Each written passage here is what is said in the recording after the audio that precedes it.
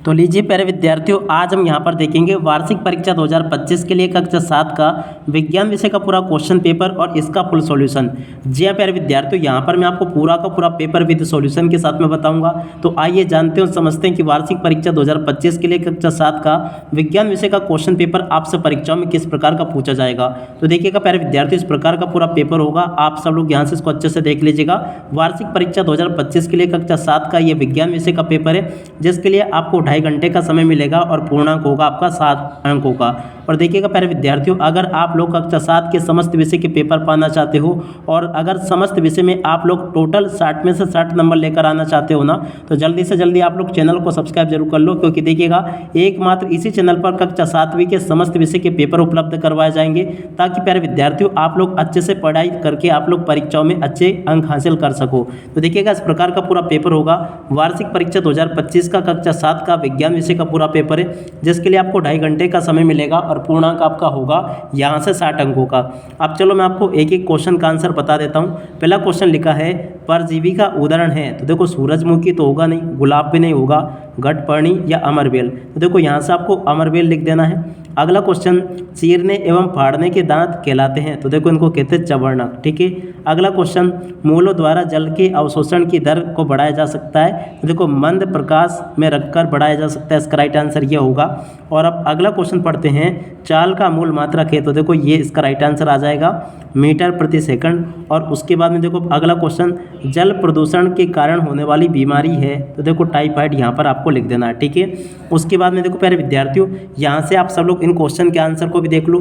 प्रश्न नंबर 6 में आपसे क्वेश्चन पूछा गया है, पादपों द्वारा संश्लेषित खाद्य भंडारण स्टार्च के रूप में होता है। ठीक है ना, यहाँ पर आपको स्टार्च लिखना होगा। अगला क्वेश्चन, कैल्शियम कार्बोनेट के कठोर कवच वाले जंतुओं का आहार गाय करती है। ठीक है। और उसके बाद में देखो अगला क्वेश्चन पढ़ते हैं, डॉक्टरी थर्मामीटर के बल्ब में पारा धातु का उपयोग होता है। ठीक है। और इसके बाद में देखो अगला क्वेश्चन, रोगाणुओं के खिलाफ लड़कर रोगों को ठीक करने का काम श्वेत रक्त कणिकाओं का है।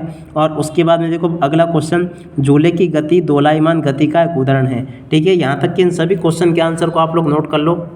अब देखिएगा प्यारे विद्यार्थियों, आगे क्वेश्चन आंसर यहाँ से देख लेना। प्रश्न नंबर 11 पूछा, प्रकाश संश्लेषण किसे कहते हैं। तो देखो प्यारे विद्यार्थियों, इस क्वेश्चन के आंसर को यहाँ से देख लो। ये लिखा प्रकाश संश्लेषण किसे कहते हैं। प्रश्न नंबर 11 का पूरा उत्तर ये आपको दिया गया है। और उसके बाद में देखो अगला क्वेश्चन, प्रश्न नंबर 12, अग्रचवर्णक के कार्य लिखिए। तो देखो प्यारे विद्यार्थियों, अग्रचवर्णक के क्या काम होते हैं। तो देखो यहाँ से आपको मैं बता दूँ। देखो प्यारे विद्यार्थियों, यहाँ से आपको लिखना है, भोजन को काटने में मदद करना। क्या लिखोगे पहला कार्य, भोजन को काटने में मदद करना। और उसके बाद में देखो दूसरा कार्य आपको क्या लिख देना है, देखो भोजन को चबाने में भी मदद करना। ठीक है। इस प्रकार से 2 कार्य आपको लिख देना यहाँ से।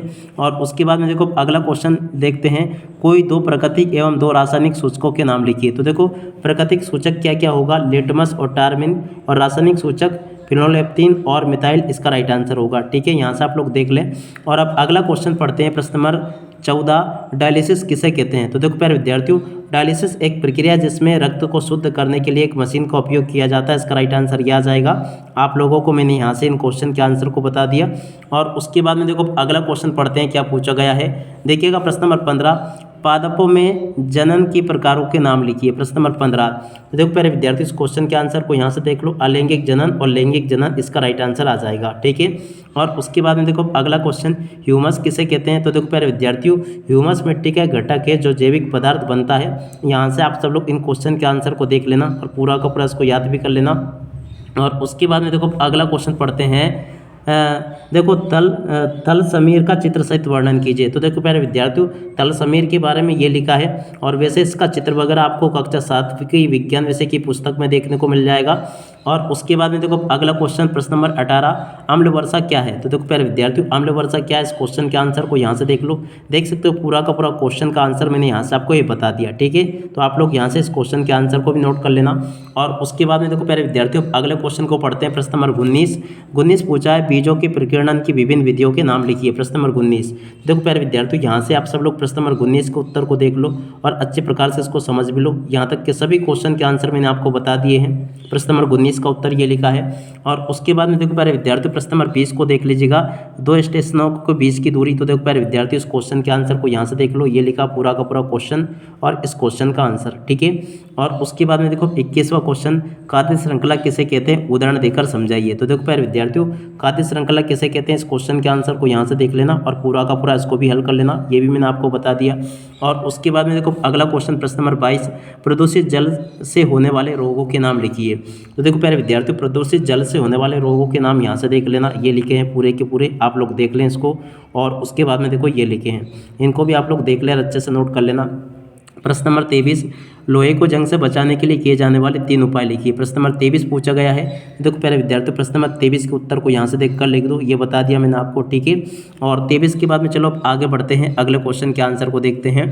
तो देखिएगा प्यारे विद्यार्थियों प्रश्न नंबर 23 के बाद में प्रश्न नंबर 24, हम उच्चावसन के समय कौन सी गैस बाहर निकालते हैं। तो देखो प्यारे विद्यार्थियों इस क्वेश्चन के आंसर को यहाँ से देख कर लिख देना, ये पूरा का पूरा आपके इस क्वेश्चन का आंसर लिखा है। तो आप लोग देख लें इस प्रकार से, ऐसे प्रकार के क्वेश्चन होंगे जो कि आपके पेपर में परीक्षाओं में आपसे पूछे जाएंगे। यहाँ तक के सभी क्वेश्चन के आंसर मैं आपको बता रहा हूँ, तो इसलिए आप सब लोगों से रिक्वेस्ट है कि इस वीडियो को आप सब लोग अपने सभी दोस्तों के साथ में जल्दी से जल्दी शेयर जरूर करें। और साथ ही साथ में आप सब लोग कम से कम इन क्वेश्चन के आंसर को अच्छी प्रकार से याद जरूर कर लो, क्योंकि इन क्वेश्चन में काफ़ी सारे क्वेश्चन ऐसे होंगे जो कि आपके पेपर में परीक्षाओं में आपको देखने को मिलेंगे। तो इसलिए आप सब लोग इन क्वेश्चन के आंसर को अच्छी प्रकार से कंप्लीट जरूर कर ले।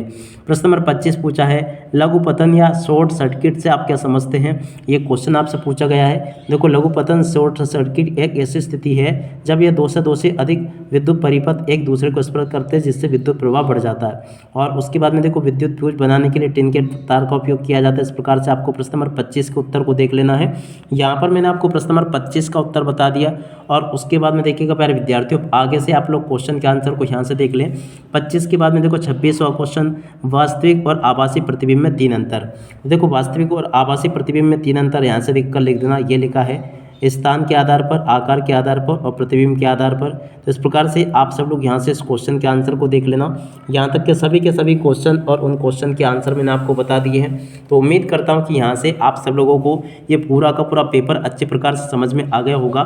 जिस प्रकार के क्वेश्चंस मैंने बताए ना आपको पेपर में परीक्षाओं में, बिल्कुल इसी प्रकार के क्वेश्चंस आपको देखने को मिलेंगे। इसी प्रकार का पेपर आपसे परीक्षाओं में पूछा जाएगा।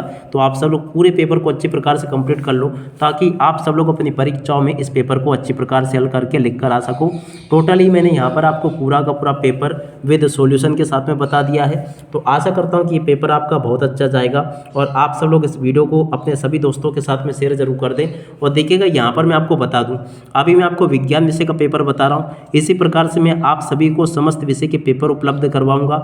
मगर देखिएगा आप सब लोग जल्दी से चैनल को सब्सक्राइब जरूर कर लो, क्योंकि चैनल को सब्सक्राइब करने से ये होगा कि जैसे मैं वीडियो डालूंगा ना तो आप तक नोटिफिकेशन मिल जाएगा। इसलिए आप सब लोग चैनल को सब्सक्राइब जरूर कर लो, जिससे कि आप सब लोगों को फायदा हो सके और आप सब लोग अपनी परीक्षाओं में अच्छे अंक हासिल कर सको।